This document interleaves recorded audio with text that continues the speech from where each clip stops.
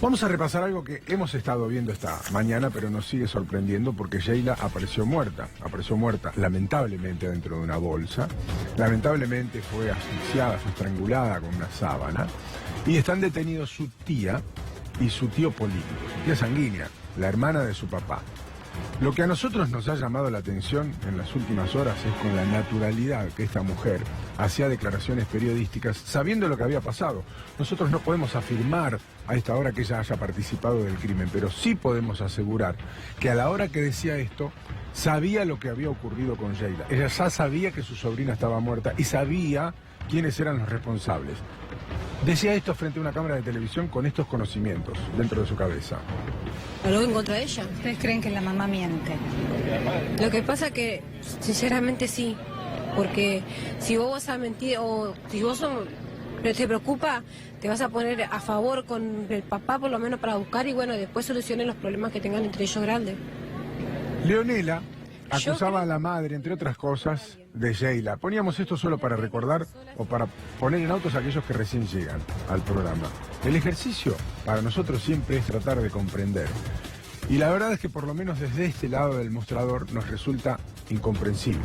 Pero Enrique de Rosa es perito, es médico psiquiatra, es un hombre de mucha experiencia y nos va a ayudar a comprender esta situación si es que se puede. ¿Cómo estás, Enrique? Buen día, un placer tenerte en el programa. El mío, Guillermo, buen día. ¿Qué le pasa a una persona que hace esto? A ver, yo saben cómo se lo es facilísimo y posiblemente sea interesante lo que estaban hablando antes. Si los que analizamos esto, nuestra preocupación, y esto por favor no es crítico, pero simplemente para que nos situemos, si los que analizamos esto, nuestra preocupación es el miedo a volar, imagínense una persona que tuvo miedo a no terminar el día sin haber comido después de una semana. Es decir, el gran problema es que el cuadro amplio no es esta persona, sino es una población, un grupo social cada vez más amplio, y esto no tiene nada que ver con un partido, un gobierno, sino la política en sí mismo, entendiendo la política como proveer el bienestar de la gente. Simplemente gente que tiene problemas alimentarios, tiene problemas tan básicos que luego toda la construcción de otro tipo de preocupaciones pasa por lo inmediato, pasa por cómo zafar, cómo salir de la situación, y en algún sentido esto que nosotros a veces fácilmente decimos como bestial, en realidad es que la vida humana tiene completamente otro valor. Entonces, si pasáramos de el miedo a volar a simplemente que la existencia en sí mismo, no más que un miedo, es una tragedia, empezamos a entender que para defenderse de esa estructura, la psique del individuo se parte y funciona completamente de otra manera. Si encima le agregamos a este cóctel explosivo las drogas, en particular algo tan destructivo como el PAC o cualquier droga que es neurotóxica, es decir, que mata neuronas, y es más fácil de entender el cuadro general. Ahora uno ve a la tía y la ve actuando con una naturalidad absoluta. Es más, salvo un profesional, y no sé hasta qué punto puede detectar que no puede estar diciendo la verdad, pero honestamente ayer cuando veíamos este móvil, y seguramente al público le debe haber pasado lo mismo, hasta creía en el 100% de lo que decía Leonela, la madrina y tía de Sheila, y ella a esa hora sabía lo que había pasado. ¿Por dónde pasa allí la mentira, más allá de lo estructural, lo que recién explicabas, Enrique? ¿Qué le pasa en la cabeza a una persona que actúa de esa manera? ¿Estamos frente a alguien que puede tener algún grado de psicopatía o sencillamente vamos a esta historia de intentar zafar, como decías recién? Mira, a ver, yo lo planteo de otra óptica, y esto no es porque sé más o algo, simplemente por haber visto más o ver más. Nosotros podemos evaluar, por ejemplo, lo de la embarazada del otro día y su pareja y su victimario desde una óptica. Ahora vamos un segundo a la zona de donde ella vive y empezamos a entender las cosas de otra manera. Yo cuando escuché a la tía, en un momento no me cabía duda que ella tenía que ver. ¿Por qué? Porque el mecanismo que se llama proyección, el mecanismo de colocar en otra parte la culpa, es un mecanismo elemental. Bien. Y la historia no tenía sentido. Inmediatamente me pareció que eso era así. Y vuelvo a decir, esto no pretendo erigirme como un sabiondo, sino que En algún punto, algunas cosas dan 2 más 2 es 4. Ahora, claro, si yo lo leo desde una perspectiva mía, o la de ustedes, que estamos bien alimentados, que hemos tenido algún grado de educación más o menos buena y demás, y por ende hemos podido construir una red empática, moral y demás, obviamente la vida del otro tiene valor.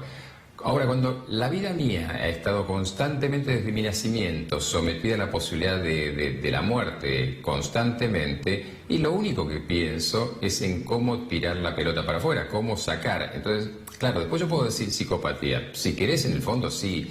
En criterios casi diría antiguos, sí, individualmente, por supuesto, tiene una estructura psicopática.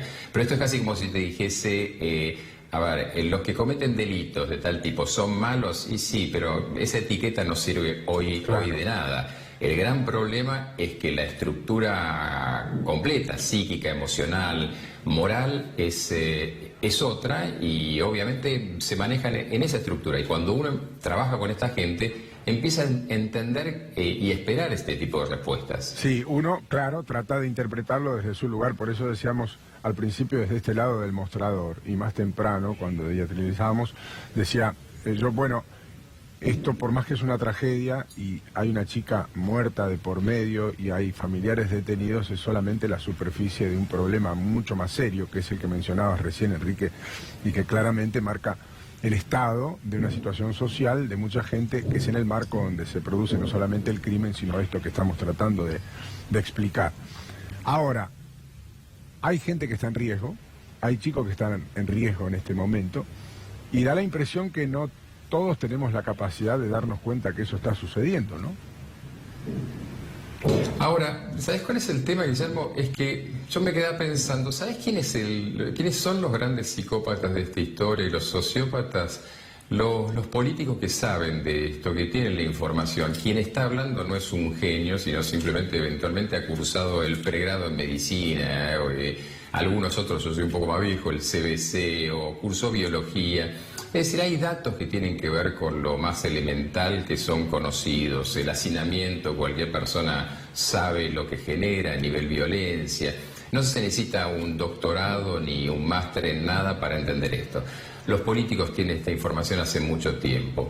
Entonces, ¿quiénes son los que carecen de conciencia empática si no son ellos? ¿Quiénes son los psicópatas si no los que permiten que esto suceda? Este creo que es el problema. Es decir, la información está. Si mantenemos esto, hay 2 opciones. Es por omisión, el concepto de San Agustín de privatio bono, no hacer el bien y por ende es el mal, o por acción. Yo me decanto un poco por la última. Creo que esto les sirve y, en definitiva, estos son víctimas colaterales, porque casos de filicidio, casos de chicos asesinados y abusados sexualmente y utilizados en el contexto de una familia hay todos los días, y bueno, aparece uno, pero están al orden del día. Gracias, Enrique. Abrazo grande. Otro para ustedes, que tengan un muy buen día. Igualmente. Ahora fíjense ustedes que en esta sociedad, en estos tiempos de comunicación, en estos tiempos de títulos, todos necesitamos ponernos o poner a alguien dentro de un lugar, tratar de encasillarlos, encontrar una etiqueta, buscar la forma de explicarnos algunas situaciones que por lo menos desde nuestro punto de vista se vuelven inexplicables. A nosotros mismos nos pasa de hacer el ejercicio de tratar de comprender a Leonela, la tía de Sheila, que sabía que su sobrina estaba muerta, su ahijada estaba muerta, que ella sabía las circunstancias, al menos, si es que su grado de participación no es más grande todavía, y hablaba frente a la televisión con absoluta naturalidad. Decíamos nosotros más temprano, es un hecho aberrante. Ya la muerte de alguien es un hecho aberrante. La muerte de un menor de edad todavía más aún. La muerte de un menor de edad en manos de aquellos que tenían que cuidarlo es todavía peor. Sin embargo, todo tiene una explicación. Lo que es difícil es encontrarle un rótulo, un lugar. Pero está claro que está vinculado a un problema que Argentina tiene, que va más allá de las personas. Sería más fácil focalizarlo. Nos pasa a nosotros mismos. Pero va más allá de las personas.